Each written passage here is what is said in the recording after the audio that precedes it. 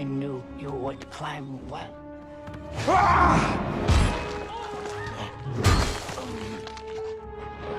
Human!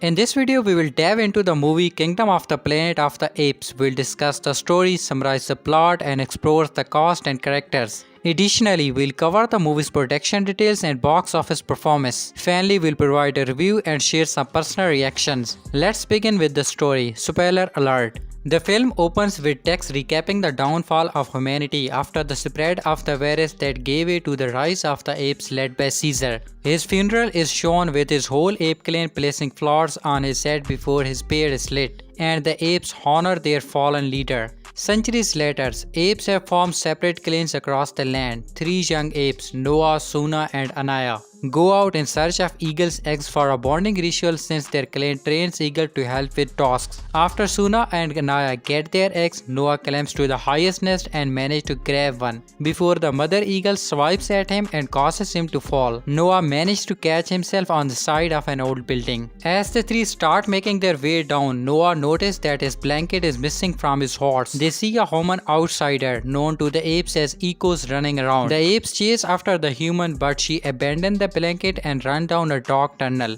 The three return to their village where Noah's father Koro is the chief, and they also live with his mother Dar. Noah talks to Koro about the upcoming ritual for the next day, but also warns him about going beyond the valley after catching the human scent on the blanket. At night, Noah overhears a noise and finds the same human woman from earlier. She hits his chest and breaks the egg that he was keeping in his sack. While Sona and Anaya are willing to postpone his ritual alongside Noah's, he refuses to let them do that and goes out for a replacement egg. He finds a diseased ape along with one from his own clan coming to warn him after having a knife thrown in his back. Noah hides as a group of masked apes arrive. They find Noah's horse and smacks it so it can run back and lead them to the village. When Noah returns, the entire village is on fire and the masked apes are rounding up the members of Noah's clan while yelling for Caesar, including Dar, Suna, and Anaya. Noah goes to reach Koro, but he is found by a gorilla general named Selva. Koro's eagle flies away and Noah attempts to defend his father from Selva. Koro fights back, but Selva overpowers them both. He sends Noah falling from the tower before killing Koro. In the morning, Noah finds himself alone amidst the ruins of his home. He walks until he finds Koro's body and gives him a burial. He then sets forth to try and find his clan. Koro's eagle reappears, but when Noah attempts to bond with it, the eagle claws his arm. He continues to travel and rest when necessary, but Noah ends up falling through a glass ceiling and into a trap. He cuts himself down but then is met by an orangutan named Raka. He initially believes Noah is with the masked apes, but Noah explains his situation. Raka then says that he is burning the last ape of his clan before bringing Noah with him. Raka explained that he is a follower of the real Caesar beliefs belonging to a group called the Order of Caesar, that he is not the only member of. The masked apes follow a tyrannical ape called himself Proximus Caesar, who has taken the ways of Caesar and corrupted them to his benefit. Raka also tells Noah about when humans and apes coexisted alongside one another unlike now, and it is a belief Caesar held close. Raka joins Noah in his mission to locate his clan, and on their way they run into the young woman again after they set up camp. Raka gives her food and convinces Noah to give her his mother's blanket to warmth, even though Noah does not trust her. Raka names her Neva, after the homunculus that Caesar befriended. Later at night, Caesar comes upon an observatory and looks up at the star through a telescope. The woman then looks through the telescope and reacts the similar astronomist as Noah. The following day, the woman joins Noah and Raka as they come upon a herd of zebra drinking from a lake. Suddenly, a group of humans emerge and also drink and bath from the water. Then Proximus apes arrive and start to round up the humans for sport. The woman hides in the grass while Raka tries to protect her and Selva goes hunting for her. Noah rides his horse to try and find both of them, but the woman yells out Noah's name and is rescued by him. With Raka's help, they overturn the villainous apes and make it to the shore. The woman then speaks and says her name is May, and she tells Noah that the apes are taking his clan to a bunker while she hopes for another human. Continuing their travel, the three come across a bridge, but Selva and his ape corner them. May falls into the river after another ape tries to grab her but gets swept away. May gets caught is not as Raska tries to free her. He pulls her out but gets pulled down. When he tries to get back up, Selva has Noah and May captured before he approaches the net with a knife. Raka reminds Noah of Caesar Creed, apes together strong before Selva gets the net and sends Raka down the river. Noah and May are taken to Proximus settlement, which is right next to a giant wall that he has been trying and failing to open for some time. Noah reunites with Dar, Sona and Anaya before being taken with May to meet Proximus. He has been taught by another human, Trevathan, who is willingly subservient to Proximus since he has accepted that humanity's reign over Earth is long gone. Proximus explained that he plans to evolve and conquer once he learns the secrets of the vault, and he thinks Noah may be useful in his endeavor, while also warning him humans cannot be trusted. Outside, he speaks to Dar, who has come to accept her home is gone. Noah seems to have given up hope until he sees the necklace that Raka left with him, reminding him of Caesar's ways and convincing himself that Proximus' law is wrong. Noah goes to find May and confront her over what is she really wants. She tells him she is looking for something she says is like a book to help humans communicate again. They team up with Sona and Anaya to destroy what is inside the vault by getting it wet so that it may be useless to Proximus. Trevathan sees them and tells them that their attempt will be futile. May tries to convince him to join them, but Trevathan has given up on humanity and is going to tell Proximus, so May chokes him to death and has the apes throw his body in the water. They then plant explosive around the dam and find their way through a secret entry that May knows about.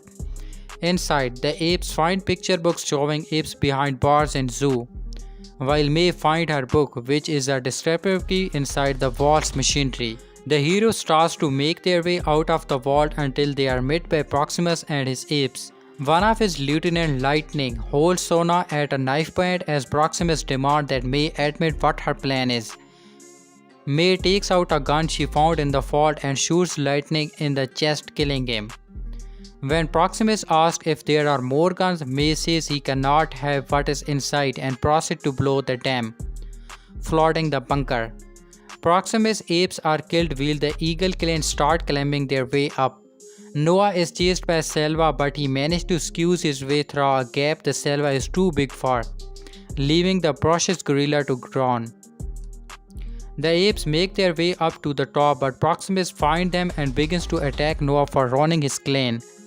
He intends to make him bow before killing him, but Noah begins to chant his father's song to command the eagle, loading the rest of the clan to join him as the eagles proceed to attack Proximus, claving and pecking at him until Dar has the eagle deal the final blow as the eagles push Proximus over the ledge and send him plummeting to his watery grave. Noah leads the apes back to their home where they begin to rebuild. May finds them to come and bid Noah farewell, but he tells her he has come to agree with one thing that Proximus said, which is that humans will do anything to serve themselves.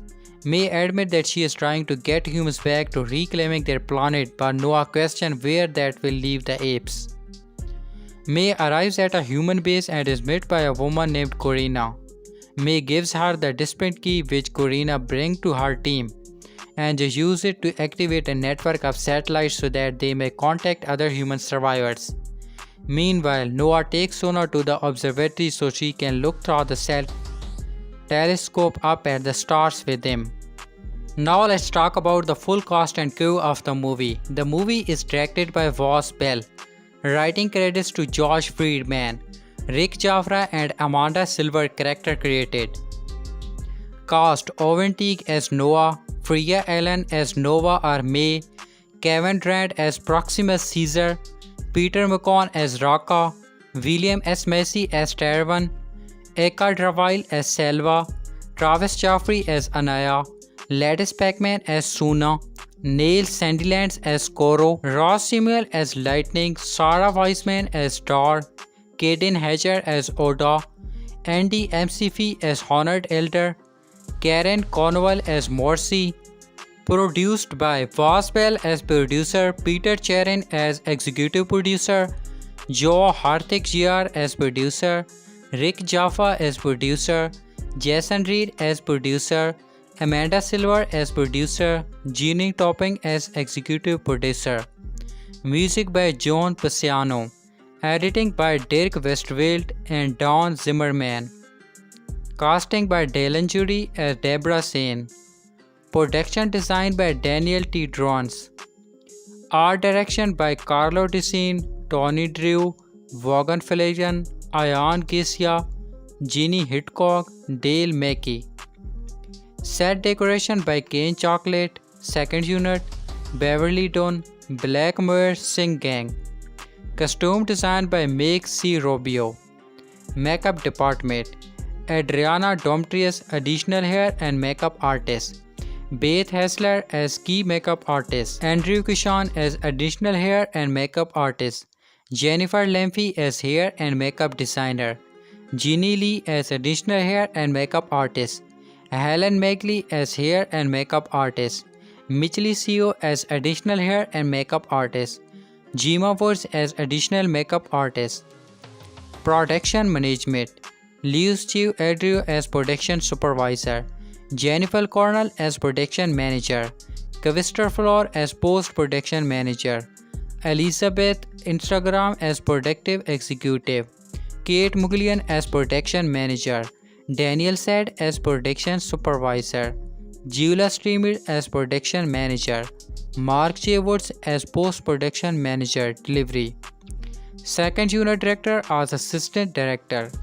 Clancy Breslin, Matthew Boson, Victoria Koch, Ann Davis, Hannah D. George as assistant director.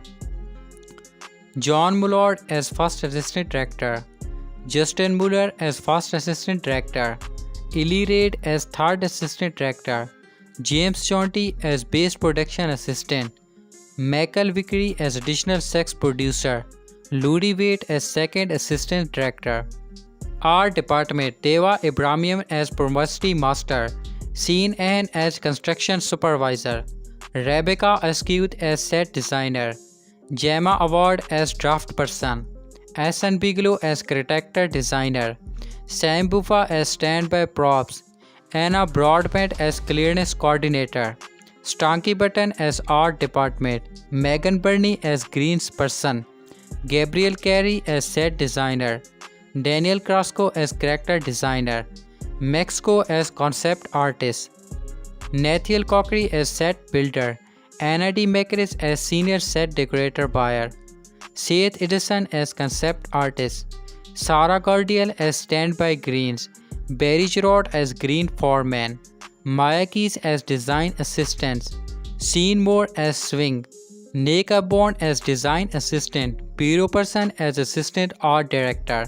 Stondy Peter as green trays assistant. Mickey Ploss as set design Australian unit. Now let's talk about sound department. Devin Badcoats as ADR mixer. Dane Butler as ADR mixer.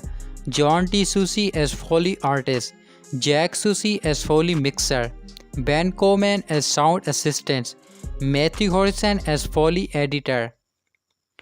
MC Donald as utility sound technician Australian unit. Michael Pradga as Wills. Aaron Macheltis as sound engineer. Bros Fashion as Foley supervisor. Tim Wilson as sound editor. Alexander Wilson theme as ADR mixer. Special effects by Junter Edison as special effects technician. Rondi Burker as special effects supervisor. John Perbes as special effects mechanical designer. Tom Forrest as special effects foreman. Adam Chamis as special effects technician. Will Powertrain as special effect on-set supervisor. Stephen Reyes as special effects foreman. Andrew Wells as special effect designer. Visual effects by John M. Abdo, Praven artist. Munal Eman as visual effects. Dallin Esri as visual effect capture. Rip Austin as visual effect. Art Bateson as visual effect. Now the names of the stunts and utility performers. A.G. Adler Corps, Corey B. Stone, George Blackwell, Cameron Brown, Brig Bird, Ro Flanagan, Aidan Glate, Nikos K. Green, Adam Howell, Oscar Ismail, Michael Jump, Ali Khadim, Thomas J. Darson, Kara Space, Jade Rotten, Marco Sinigala as additional assistant stunt, Jessica Sinigaglia, Glenn Suter as stunt coordinator, Riley Suter at utility stunts, Mark Towell at fight coordinator, Yu Zhou, John Sukman, Declan Whelan. Cameraman and electrical department, Sam Bailey as remote head technician, Peter Barca as additional camera operator, Jason Bourne as digital image technician, Peter B as aerial cinematographic, Chloe Robin as grip trainee, Daniel Bombin as director of photography second unit, Banji Chopping as senior grip, Toby Chopping as key grip, Scott Dawson as additional, Luz Ames, Geoff Grant, Matthew Holter, these are our board operator, Mark Joffier key rigging gripper, Julian Rollins, Jenny Luxford, David Thomas as key rigging grip, Geoffrey Tron additional focus puller, Ryan Vesey camera operator, Peter Risby lightning technician. Animation department, Jeremy Adley as visual animator, Ala Ifi as senior animator, Alexander as senior animator, Jason Porro as animator, Anor Baswas as animator, Dan G. Brown as motion editor, Russell Cho as senior animator, Stephen Copper as motion editor, Robbie Dillon as animator, Michael J. Hall as animator, Rishi Soban as visual animator, Joseph Kim as animator, Robica Lewis Lebon as senior visual animator, Jacob Lipons as lead visual animator, Chris Moss as senior visual animator, Keiko Dixima as animator, Marco Roth as senior motion animator, Gibbs Roth as animator, Prasad Trangan as visual animator, Meta VFX. Casting departments as Rajni Boro ADR Vice Casting, Riel Sabiza as Casting Executive 20th Century Studio, Ashley Douglas as Extra Casting Director, Sarah Holmes at ADR Vice Casting, Gina Key as Casting Manager, Ashley Lambert as ADR Vice Casting, Cindy Lean as Casting Assistant, Danny Long as Casting Australian Unit, Ryan Medane as Casting. Costume and Wardrobe Department, Victoria Advantis as Costume Maker, Johnny Biclando as Senior Costume Illustrator, Leah Brown as Assistant Costume Standby, Ordinary Calling as Costume Assistant, Trey M. Kroc as Costume Buyer, Robia Elliott as Costume Supervisor, Drain Cordine as Specialty Costume Technician Meta Workshop, Rosemary Martin as Costume Maker, Davis Mason as Costume Illustrator, Charlie Pfeiffer as Costume Assistant, Angel Robertson Costume Art Finisher, Madeline Turner as Assistant Costume Designer. Editorial Department, Jamaica Blattman as Daily Operator The Rebel Fleet, Maxine Bowman as Assistant Editor, David Colley as Supervising and Lead Digital Intermediate Columnist, Alex Coleman as Upper Times Editor, Shoain Faisal as Digital Intermediate Producer, Kate Kirkside as Daily Producer, Hannah Heather as Post Graduation Coordinator, Jerry Hall as Daily Courses, Chris Hogman as Senior System Engineer, Claire Ismail as Digital Intermediate, Corin Mirzakin as Digital Intermediate, Michael Prince as Daily Engineer, Jim Passon as Color Timer, Tabby Whitson as Post Production Coordinator, David Flamer as Data Operator. Location Management, the Location Manager was Anton Temby, Britt Dawson, Tammy Henderson, Eliana Lovely, Colin McGowl as Supervising Location Manager, and Lana Oliver as On-Set Location Manager, Paul Printer on Location Coordinator, Chris Reynolds as Location Manager, Davis Walker as Location Scout. We will talk about the next crew later, so let's go to the movie review. Aside from their hilariously clunky tiles, the Roboted Planet of the Apes series has repeatedly delivered while surprising me in a number of ways. Going back to the first film 2011's Rise of the Planet of the Apes, the series has told thematically rich and emotionally impactful stories. to go along with state-of-the-art emotion captured and visual effects, so I was expecting more of the same with the long-awaited fourth installment, Kingdom of the Planets of the Apes. Directed by Waspel, Kingdom is a standalone sequel to 2017 War for the Planet of the Apes. Its story takes place 300 years after a war, but the DNA of the previous three films can be seen all throughout it. Unfortunately, the execution doesn't quite live up to its predecessor. To no surprise, Kingdom looks great and it hits a few good emotion beats, but it struggles mightily to capture the vision and narrative breadth of the Caesar trilogy. The issue with Kingdom grow more evident over time. First is incredibly slow development and it takes a long time for the story to gain any traction. That's made worse by the fact that the movie is far longer than it needs to be. We treat a lot of familiar around in the first 145 minutes, which lead to another issue. Kingdom has a tough time distinguishing itself not just from the other three Apes movies but from other dystopian sci-fi adventure. It walks its own path but utilizes a few too many formulas to get where it's going. Set generation after the death of Caesar, apes have become the dominant species while humans are considered wild and untamed. A young chimpanzee named Noah is part of an ape clan devoted to nurturing and training eagles. While out collecting an eagle's eggs as part of his coming-of-age ritual, Noah witnessed a party of raiders led by a forbidden gorilla named Selva. Heading toward his village, Noah rushes home to find his village under siege. Selva attacks Noah and leaves him for dead in the ashes of his village, but Noah survives, and when he wakes he finds his home dead and his father is dead also.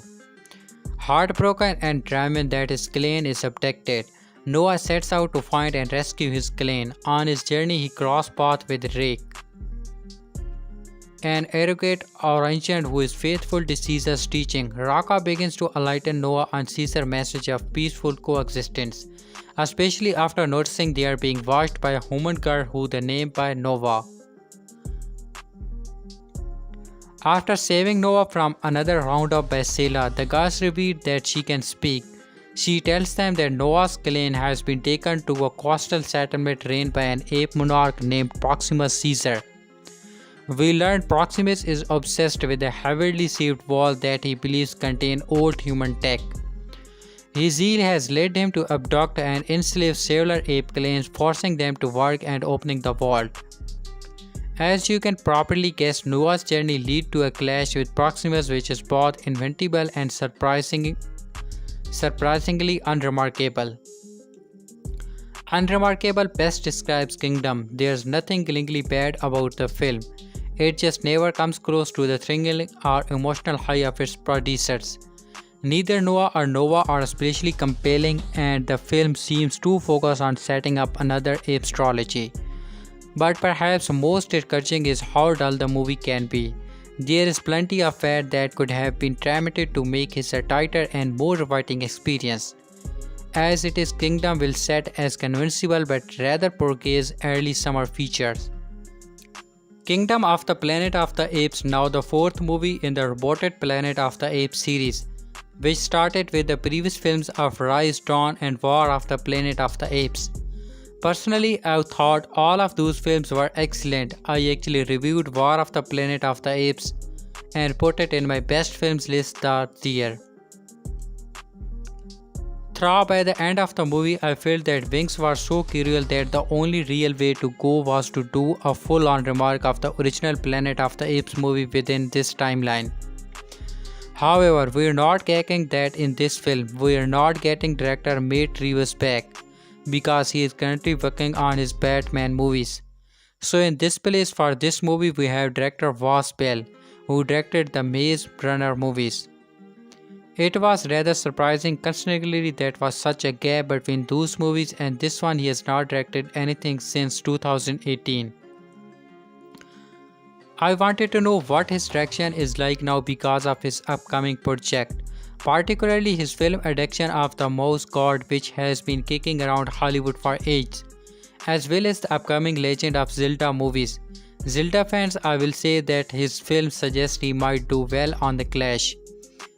You could say that the Maze Runner movies are not very good and he was lashed for updating the book. But then you could say those are very real book and some of the most predictable plot twists you will ever see in your life. Kingdom of the Planet of the Apes is a sequel to the previous 3 films, but no character returned for this one. The film starts with a time skip from an unspecified amount of time. I have been told it was 300 years, but the film itself specific about it just says many generations later. The trailer leaves out a lot of the context of what will be happening in the movie, and in that sense I will be avoiding plot sentiments for this review to simply state it. This film is about warring fiction about multiple ape groups with one side being the young Noah and the Villius Proximus Caesar. What this film does well in this, it does have themes but relate back to the original Planet of the Apes, most notably of how religious dogma is twisted to decide who is worthy of life and death and sequel rights. In that sense, the film is very successful. It's probably the most basic film of the bunch. It's very by the numerous home journey. And I think that's where my issue lie. I am not as interesting as any of the movies in the Caesar trilogy, especially considering that the end of the last 3 movies. There are not that many human actors to work with who are not in motion capture suits. But the CGI effects that are still excellent, but no one is able to work with motion capture as well as Sandy Strick was, which is a real shame. The film goes in some interesting direction on one hand, but on the other hand I think it overrides one of the big override factors of the last movie. And it ends up raising more questions than answers. Granted, that could be answered in a sequel, and the film is definitely gearing itself up for a sequel, with the team talking about his upcoming a new trilogy. But let's say that this film doesn't do well in the box office. The reason I don't like the sequel baiting is because a sequel is never guaranteed, and it will leave a lot of unanswered questions. Visually, the film is excellent and the script, while not as engaging as the other film, is fine. I certainly found this film entertainment in many parts, but at the same time, I kind of came out of one having sensed that this was going down the Marvel route of things, by planning the route of things before getting a good idea of the ground. That's not to say that film was all about future movies I include nicely, but there are not too many lingering character arc left to do. But you could have said that about the other 3 movies and they ended well. Kingdom of the Planet of the Apes is not as strong as the film that came before it, but it's still a good movie. If you like the previous one, definitely check this out. The motion capture is excellent and the performances are well done. The story for the most part has some issue that I would like the team to iron out before the movie. It's fine, but impact to have some sort of character movement from the previous movies. Before going to the other explanation of the movie, let's talk about the music department.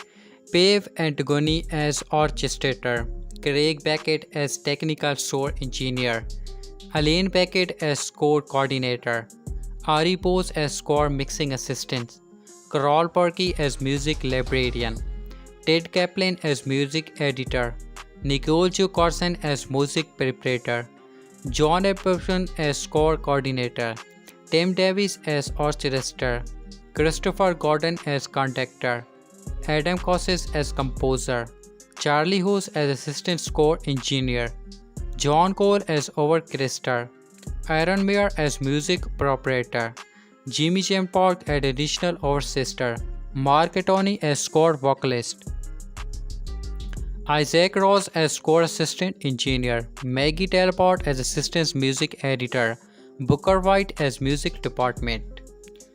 Now let's talk about the box office performance of Kingdom of the Planet of the Apes. It's not all doom and gloom as the global box office as handle of film reached million this week. 20th Century Studios Disney's Kingdom of the Planet of the Apes has topped 300 million worldwide. While Paramount's If and Sony Action's The Graphite movies crossed the $100 million mark. Throughout Tuesday, Apes is at $171.1 million internationally and $306.8 million global. This past weekend was its third film. The Wasbell director pick crossed $300 million milestone with Monday's numbers. The top 5 markets through yesterday are China $25.8 million, France $18.1 million, Mexico $15.9 million, UK $14.5 million, and Brazil $7.8 million. Meanwhile, Paramount's If from John Krasinski has topped $100 million, with Sunday's business now has $43.7 million from the international box office for a $1.15 million running global comp through Tuesday. Its friendliest mark so far that the UK $8.2 million, France $6.9 million, Mexico $5.8 million. Next to release are Israel, Kazakh Republic, Slovakia, Romania, and Trident this coming weekend. Japan will open on June 14, followed by China on June 15. And the Orange Cat with a voracious appetite crossed 100 million on Monday. Now through Tuesday, Garfield has gobbled up $1.05 million. That includes $70.1 million from overseas, where the scene cuts its clan is early. Ahead are the domestic start this past weekend, playing in 51 markets. The top 5 to date are Mexico $17.6 million, Germany $5.3 million. Still to release on the Mark Radical Element animation film are Indonesia, Australia, and Poland next section, followed by France on July 31 and Japan on August 51. Meanwhile, after coming in of confront $15.2 million the opening overseas weekend, Warner Bros. Furiosa Mad Max Saga has grossed $40 million internationally through Tuesday. The running global costume is $75 million. Ending of the Kingdom of the Planet of the Apes explain.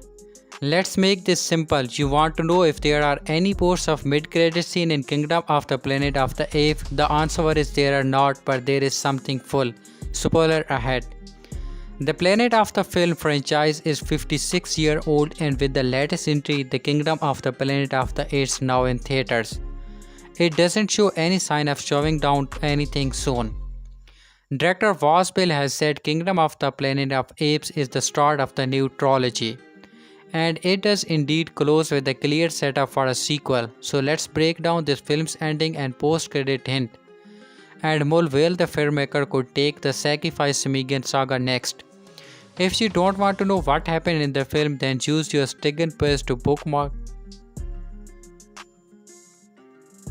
it. One major reveal is that Noah, played by Freya Allen, is anything but feudal and viceless. And her name's not Noah. That's a joke in the film that Nova is what the apes call every human female.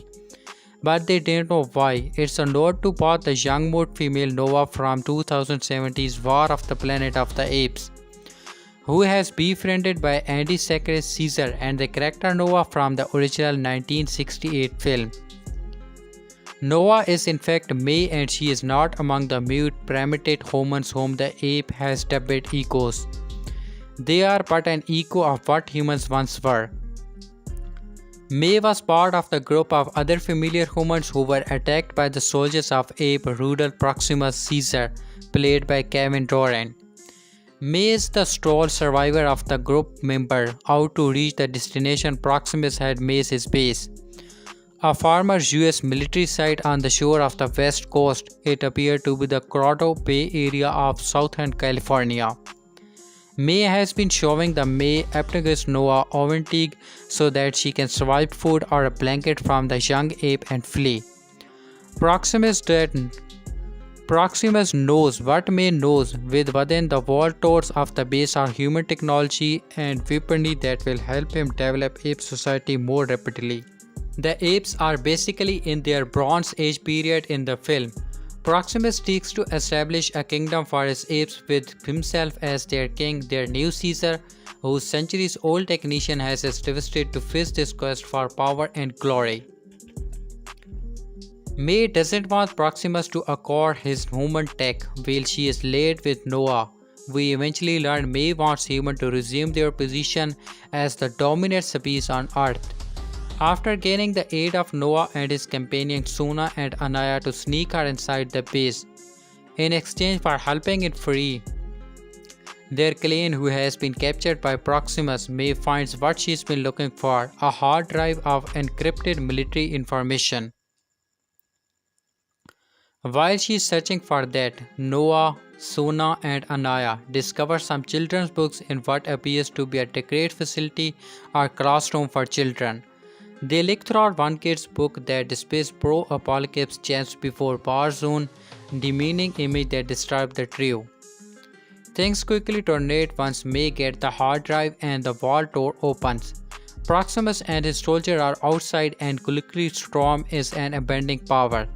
During a standoff between Proximus and Noah, May shoots and kills one of Proximus' guard with a revolver.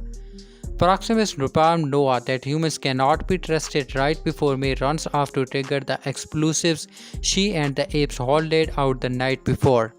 The explosives destroy the sea wall, letting the Pacific Ocean flood into the base, carrying off apes both friendly and enemy. Noah and his surviving clan apes escape to the roof and adjacent classified. But before they can climb down the classified, Proximus appears and savagely boards Nia. Proximus demands that Noah submit to him before he slays him. Noah begins to sing his clan song for the eagles they raise, a song mentioned but not yet heard in the film. And his fellow clan members join in. Proximus doesn't understand until he is attacked by several eagles beckoned by their song. The eagles overwhelm Proximus, who falls off the cliff to his apparent demise in the ocean hundreds of feet below.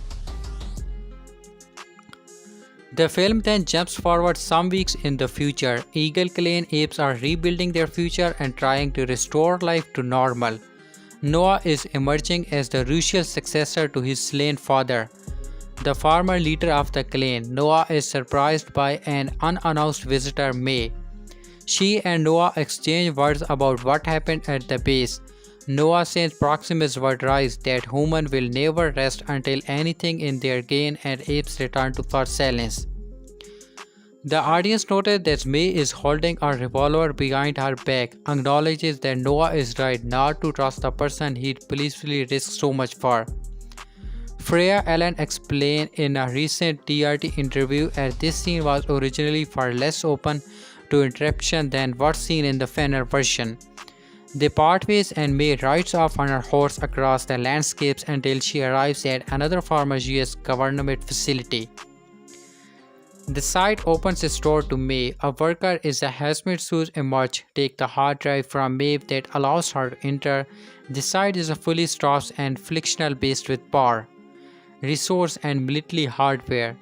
The drive that May obtained is one of a set of 3 identical drives that appears to operate as key to a long-dormant satellite array above ground. May tells Noah that she saw a book that would allow humans to speak again. That is what she meant. The satellites power up and the technician sends a call asking if anyone else is out there. They quickly receive a reply from home, another base of humans elsewhere. The underground human resistance group are now in contact with each other. The apes franchise have always bordered with the human and exhaust spins can coexist. The ending of the Planet of the Apes suggests that a violent conflict is looming in the next 2 films to determine which will reign as Earth dominant species.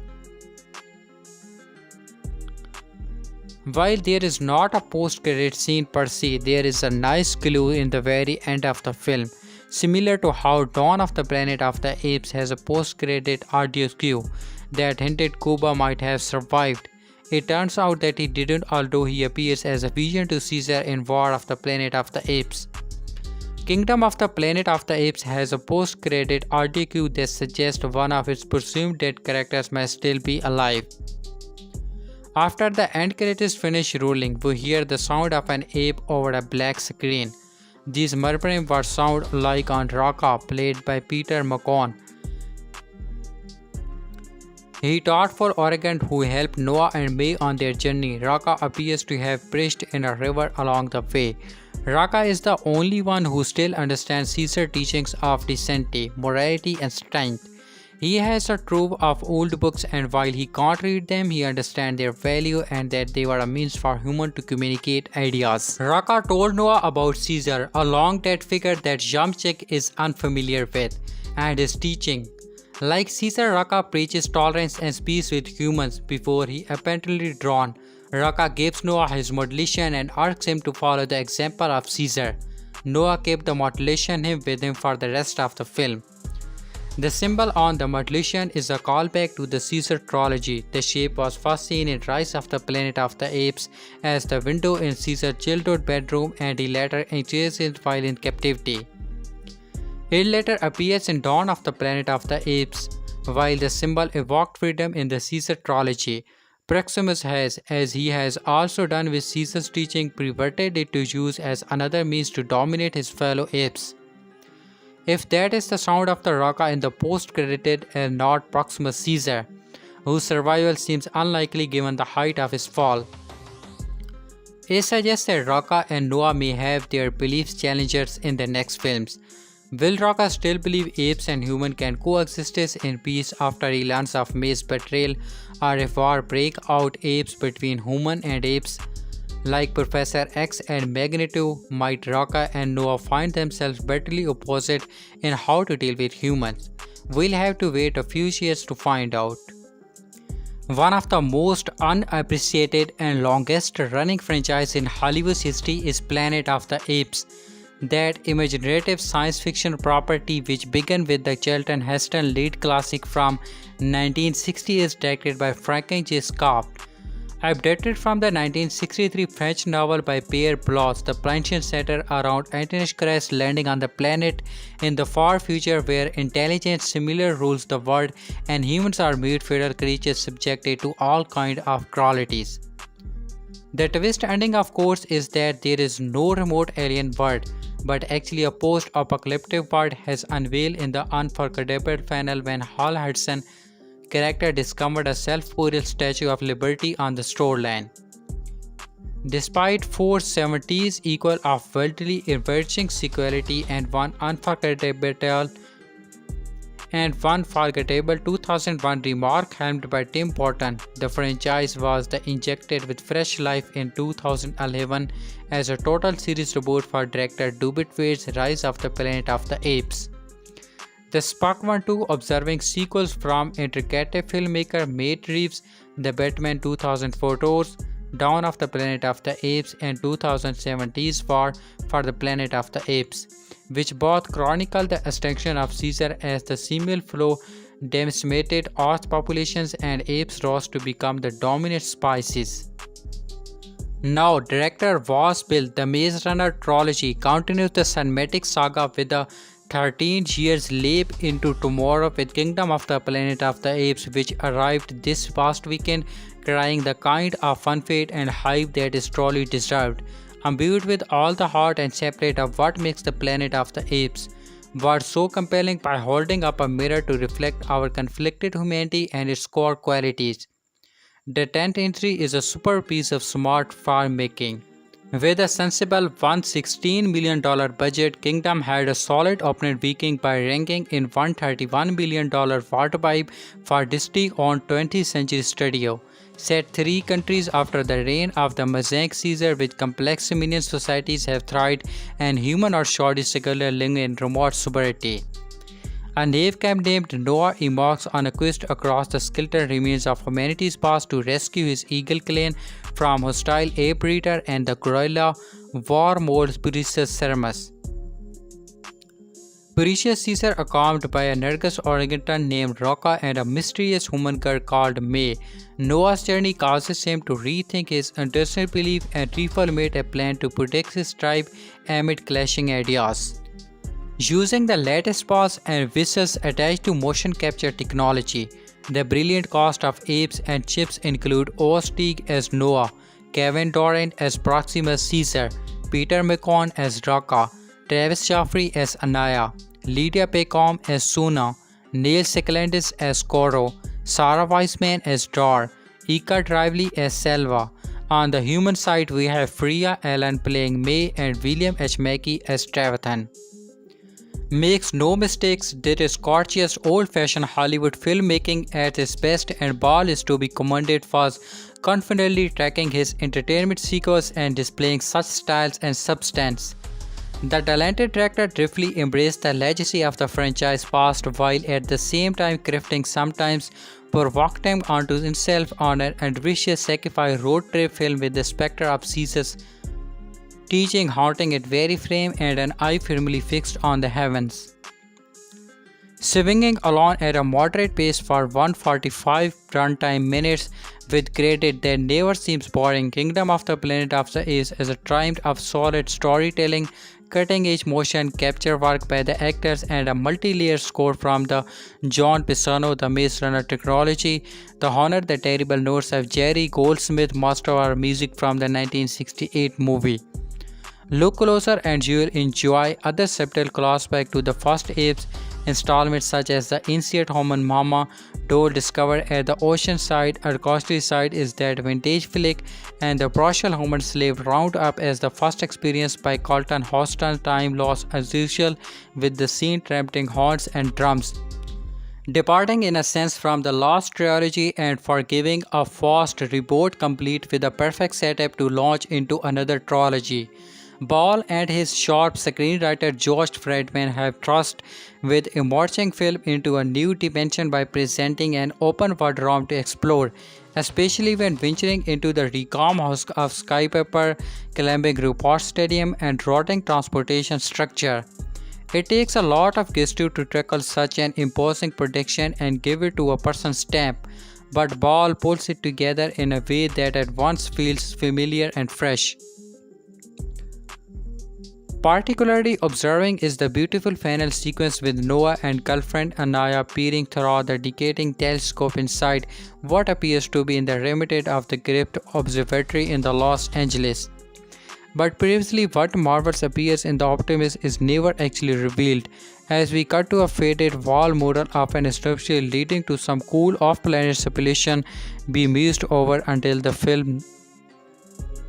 It might represent a slow start to introduce the character and world building, but Kingdom of the Planet of the Apes is satisfying across that build to a Caesar inside an absurd military bunker and the revelation that humanity might not be as claimed as we have been led to believe. Dawn of the Count, not so fast.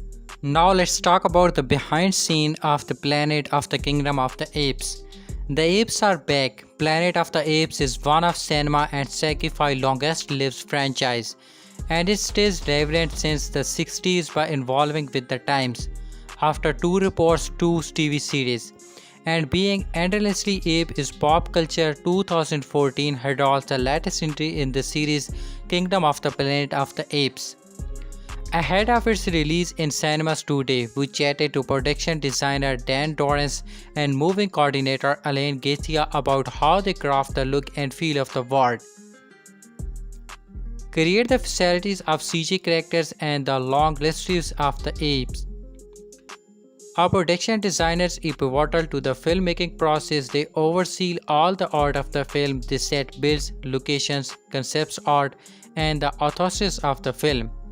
A lot of what you may love about movie, the visual style of the world, props, vehicles, set designs, world building, etc. is the result of the production designer's efforts.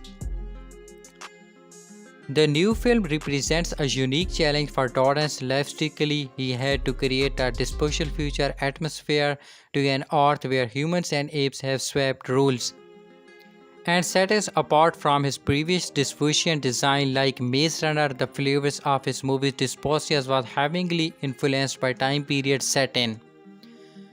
Initially, we had to decide what the period was, he tells. We plotted 13 years from the last film, but the further you go from the period, runs don't become anything. They just come because more runs you just don't recognize. So we had to mock up a little bit and say when it's likely that a building still stands but it be in ruins in destruction. So we decided on 75 to 108 years we need people to know anything they are looking at. Equally vital to specific films, Kingdom of the Planet of the Apes being one of them, in the movement coordinator. Gauthier's role as a former Cirque du Soleil choreographer, dancer, theatre practitioner, and expert in sequestration was to help the actor privately move like the character apes. I had to prepare the actor physically to be representative to movement, to have body awareness, to introduce to them the psychological and biochemical concept of an ape, Gauthier explained. After that, I have to find their character, which involves playing the scenes with lots of improvisation and fighting their mimic. Seeing the apes' creativity would have learned to mimic humans. We hired arms extension for the apes too, because they are not always people and never ran on 2 foot, so I had to get drogful.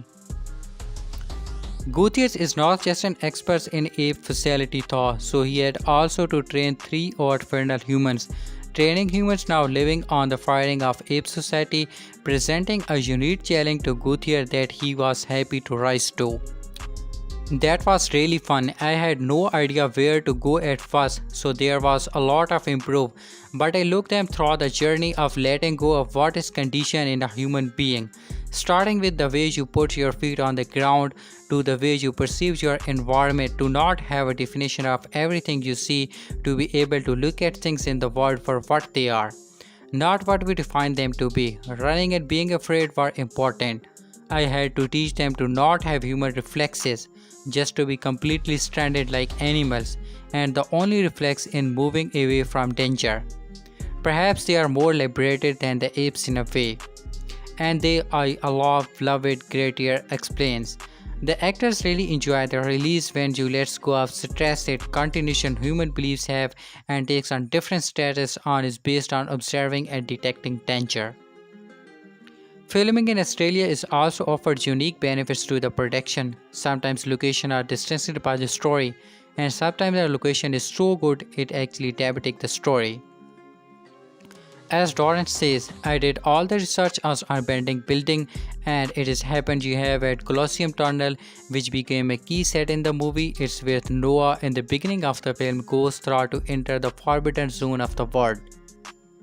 He can visit Hillsborough Tunnel too. It's an abandoned railway tunnel now filled with gorgeous glass moat just south of Sydney. To work on such a long-lived franchise which has gamed Henry so many times is a tremendous thing for any actor or crew member. We asked Dorrance how he put his own personal stamp on his newest film. In the previous film, any village that we made for the apes looks quite evil. They were fortress meant to keep people out so it makes sense, but in our movies it wants to be inviting, someplace you wanna see and hang out in. I wanted the color palette to be evident as well. You start with natural source and green at the end it turns into rusty metal cardboard.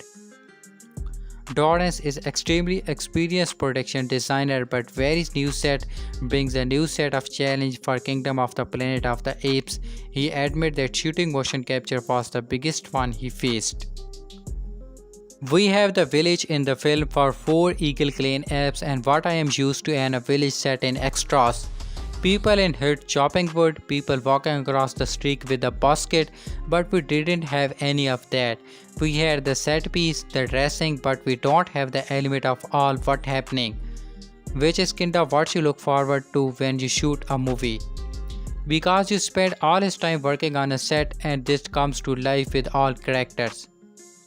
Finally, why does Dorrance think that the series is so long-lived in pop culture? There are so many ways to go with it. The storylines you can follow in the particular case is so innocent for it. You can play the innocence, you can play the evil, you can do all these things with it. It's fascinating they are switching the roles of humans and apes in the movies too. We are gonna see feral humans running around mirroring the first movie. And good here because we are 19.9 apes. It could be that also because we have an attraction to nature and this is particularly close to us. It's fascinating the reflection the great apes have on us. It's very touching for our empathic system and mirror nutrition which you observe an ape you are connecting. I remember I was 7 or 8 when I saw the first Planet of the Apes. It was an automatic fascination for me. 20th Century Studio rebooted Planet of the Apes film became monster successful by presenting remixed takes on the classic tale with some of the most shockingly impressive VFX and motion capture work Vita has ever processed. It was surprising to see a series of blockbusters remain so constantly strong. And Will Bell's Kingdom of the Planet of the Apes makes solid use of the fertile narrative ground laid out in the previous films. But while the movie's visuals are fantastic and its commitment to world building is admirable, its promising story about the way myth evolve over time gets drowned by the familiar boss town from other big screen action spectacles.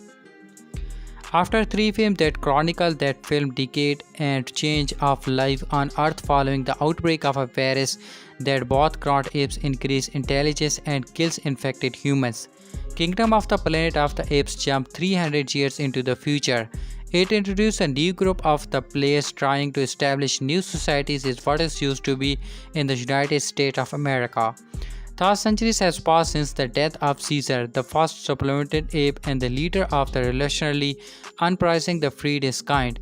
His legacy still lives on the myth that apes like Noah, Anaya, and Sona all know bits and pieces of. As member of the Eagle clan, a group of forest-dwelling chimpanzees who have developed a very human kind of falcony, everything about Noah and his friends live revolves around community and their sense of stepping over the bird they train to hunt. But while the Eagle clan culture is a unique creation of the present-day chimps, there are very distant goals of the original Caesar's techniques. Chimps, there are very distinct in their beliefs that apes are stronger together and that violence between the kind puts them all in danger. Harming other apes is the last thing on Noah's mind as Kingdom opens the night before he and his friend are to receive the birds they'll bond them for life.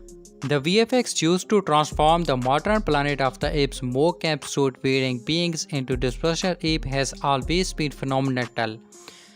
But here better precision work with the actors' performances combined in what often feel like an even more intricate or corny way that highlights just how much these apes have evolved compared to their mythical ancestor.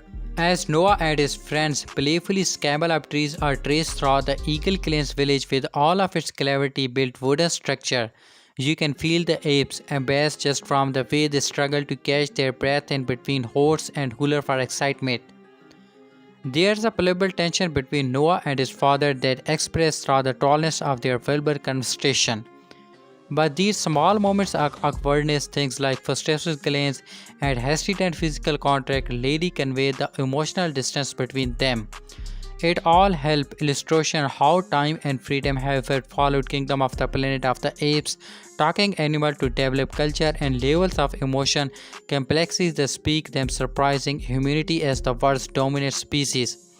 But when a solitary and seemingly mute human girl Freya Allen begins stealing from the Eagle clan, her presence thrusts them into a brutal conflict with evolution-obsessed Bango King Proximus Caesar Kevin Doran that puts all of their lives in jeopardy. It's hard not to think of James Cameron Avatar movies watching Kingdom of the Planet of the Apes because of how effectively the films make their world feel organic and resolve around conflict awards instead of flying animals. Rather than abdominium, it's the Eagle clan's culture and identity also their lives. They are under attacks as Proximus enslaved them. But like Avatar, Kingdom similarly positive that working with a good human audience suggests that the only way Noah can hope to save his people. But echoes of blockbusters past grow even older as Noah with the human girl in tow sue out to find Proximus' stronghold and encounters a scholarly originator named Raka, who decided to name the girl Nova. Nova and Kingdom packs of wild mentality regressed human creature, one of the clearest through line between the modern Planet of the Apes franchise and the original 1968 film. Ball pays homage to director Franklin J. Secker's classic, especially well through one of the new movie's first set piece that sends wild humor running as Proximus soldier hunt them down looking for Nova. And while the god's name initially plays like a jockey callback, it's also one of many ways the movie reinforces the idea that legend and the meaningful they carry can wrap over time as they shade across generations. The rapping is what gives Proximus his power, and what makes his relationship with enslaved human Histrican Trevethan so fascinating to watch. As interesting as these characters are hopefully through Kingdom of the Planet of the Apes, bring them together in rather the practical way that works more to establish the responsibility for more sequel down the line than to really dig into the substances at hand. To be clear, the straightforwardness of the movie's last third as Noah finds himself trying to break into a fallout like what doesn't keep it from being an exciting watch. But as Kingdom of the Planet of the Apes come to an end, it's hard to shake the feeling that we're still just seeing at the stage being set up what might comes next, even after 4 films. Kingdom of the Planet of the Apes also stars Sarah Weissman, Ika Travis, Rice Samuel Wilton, and Rich Lukman. The movie is in theaters now. I have always enjoyed Planet of the Apes since its first seeing the original movies when I was a child, and I always loved the TV series. With the franchise having a reboot in 2011, we are now back in the world run by the Apes Kingdom of the Planet of the Apes for the 4th film in the popular Apes movies. In the future, several generations after Caesar resigned, apes have become the dominant spies living hominids while human lives in the shadows. A new tyrannical ape leader is building his empire, as one young ape embarks on a harrowing journey that leads him to question his understanding of the past and make decisions that will shape the future for both apes and humans. For those that have not watched the movie's last 3 Planet of the Apes films, you will have seen the story has floated over the films. The previous film was a bit of a jagged tear as the end, and Kingdom of the Planet of the Apes continue from the moment before jumping several generations ahead, where we were introduced to Nova, voiced by Owen Teague, along with his friend who are on a quest. The film appeared to emerge as further into a world dominated by apes, as despite the classic movies of the 60s and 70s, humans still seems to have more than just being playthings or slaves for the apes in the current timeline. And although so we do a moment restriction the 1968 movie with apes hunting the human, we see the more human can still peek the back at that movie. But the adventure for Kingdom of the Planet of the Apes is Noah's journey to becoming more than you accept him to be during this first introduction. I find myself being pulled into the story as it all untold and enjoy the ride. The experience of the Kingdom of the Planet of the Apes on the big screen is great. The sound, the effect, and the music all add to the fun of the movie that has been longly anticipating. The voice cast is perfect, as are the human cast. Over the years since the release rise back in 2011, the technology used for the creation of the CGI has advanced as can seen in new chapter in franchise. The visual effects looks amazing on the big screen, from the details of the apes to the amazing look scenery of the eagles that has been backed by nature and the world looking lush and green. Kingdom of the Planet of the Apes is the first is a new trilogy of the Apes film. There is a news that the final in this new trilogy will take us closer to the legacy ape movies that started the Planet of the Apes back in 1968. It will be interesting to see how it all unfolds over the next 2 films. Kingdom of the Planet of the Apes. One more review. Long ago, a man-made virus granted apes superior intelligence and the ability to speak while taking those same abilities from humans. Dynamics shifted over time and through war, with apes taking over the planets as the dominant spies and humans lived like fearful animals in the shadows. The last time we were in the world was the 1917 War of the Planet of the Apes, in which Andy Stark's Caesar died, a hero that. The last time where we were is the world in the 2017 War of the Planet of the Apes, in which Andy Stark's Caesar died, a hero to the apes. Director Ross Bell, known for the Maze Runner trilogy, brings us back to the chaos in a story that picks up many generations after Caesar's death, where a young ape named Noah sees rebellion on the band of various apes who burnt this village to the ground, killing or kidnapping everyone he knows. Following his trial, he realizes he is also being followed by a human. The big surprise there is the human is not what she seems. Her name, he learns, is May Freya Allen, and is shocked to learn she never lost her ability to speak. More importantly, there are others like her. I enjoyed the world building, allowing the journey increasingly like a voted escape of man-made city high-rises from centuries ago. Overgrowth with lush greenery over time to be incredibly developed primary tour of stick that Noah claims home. But I felt myself to most more than warmth from the pace in the first half. Things pick up in the second half when Noah and May were captured and taken to the ape kingdom being built by the ruthless Maximus.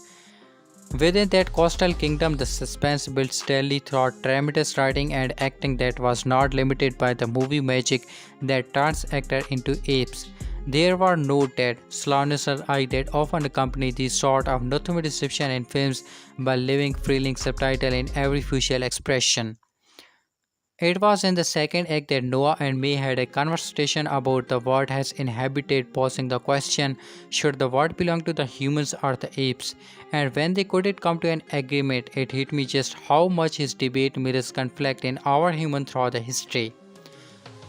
Even today, I thought about the dialogue surrounding Israel, Palestine, and the argument from each side, and how so long as there is no argument, the war will rage on. Kingdom of the Planet of the Apes feel more reflective than you would accept it to be. Even where more talks building around the screen, it offers a realistic story in a fantastic world. I know people think critics at our computers are relishing every chance we get to tear into popular films.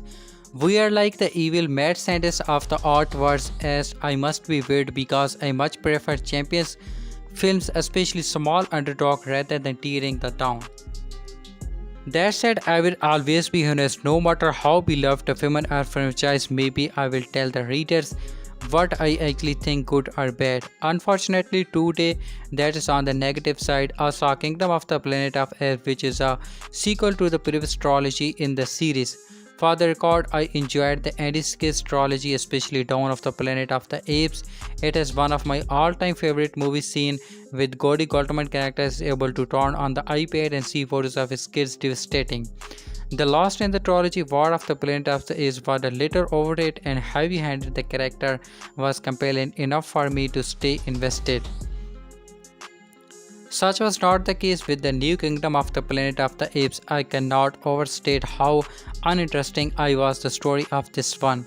It's not lady but it was a slow, but the nice bird monkey fighting with the facade monkey was the opposite of compelling. I obviously was not spoiled anything, but suffice it to say that did not make me care about what was happening with the old human electric plot or rants for the official monkeys. I was also boring. The other problem, it aside from Akimu and Shir, is not in the film, and you can tell he is some master at creating emotion and full of performance in motion capture. The actor portrayed the apes are not nearly so gifted is similar to the problem of 2019's The Lion King, with animal coming off as flat, bland and emotion free as possible. Unfortunately, the human character are even worse, with Freya Allen being completely bland in the lead role of May. It would be one thing if she is supposed to be frail type human creature, but she is vocal and has a personality just much as of man. I sue to be in a minority of the Kingdom of the Planet of the Apes, and far be for me to deny people the joy of watching animal fight over a power plant. However, I certainly didn't go it honestly. I prefer the time poet vision of this story. At least this is bad more interesting ways, and it's bad I couldn't wait for it to be over. 3 out of 10.